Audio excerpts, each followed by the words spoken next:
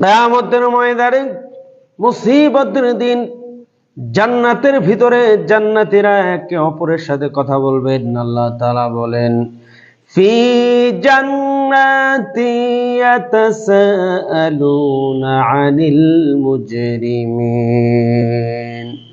জান্নাতীরা একে অপরের সাথে কথা বলবেন, জাহান্নামীদের সম্পর্কে কথা বলবেন, জাহান্নামীদেরকে প্রশ্ন করবেন, মা সালাকাকুম ফি সাকার, তোমরা কেন জাহান্নামে এসেছ?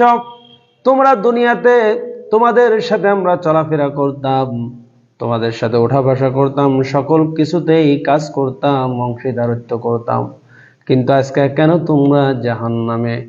জাহান্নামীরা বলবে, ক্বালু লাম নাকু মিনাল মুসাল্লিন। জাহান্নামীরা উত্তর দিবে, দুনিয়াতে আমরা নামাজে ছিলাম না, আমরা নামাজ পড়তাম না, তোমরা নামাজ পড়তে আমরা তোমাদেরকে ঠাট্টা করতাম নামাজি বলে বলে। দ্বিতীয় নাম্বার হলো, ওয়ালাম নাকু নুতঈমুল মিসকিন। জাহান্নামীরা আফসোস করে বলবে, দুনিয়াতে তোমার অভাব ছিল, তারপরেও তুমি মানুষকে খাবার দিয়েছো, আমার অভাব ছিল না, তারপরেও আমি মানুষকে খাবার দিইনি, কিন্তু তুমি দিলে তোমাকে আমি ভর্ৎসনা করতাম, বলতাম নিজের খাবার নাই মানুষকে খাবার দেয়। আজকে মানুষকে না খাবার দেওয়ার জন্য আজকের দিন আমরা জাহান্নামের মধ্যে রয়েছে। তারপরে বলবেন, ওয়াকুন্না নাখুদু মাআল খাইদিন।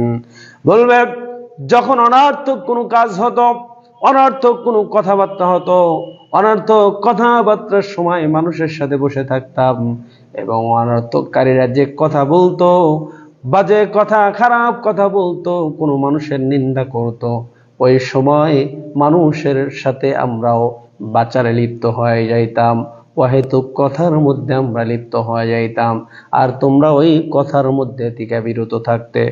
তারপরে বলবেন, ওয়াকুন্না নুকাযযিবু বিয়াউমিদ্দিন। আমরা পরকালকে অবিশ্বাস করতাম, পরকালকে মিথ্যা বলতাম, আর বলতাম পরকাল বলে কিছু নাই, এই পরকাল বলে কিছু নাই, এই জন্য আমরা ইবাদত করতাম না, আর পরকালকে মিথ্যা হিসাবে আমরা পরিগণিত করতাম।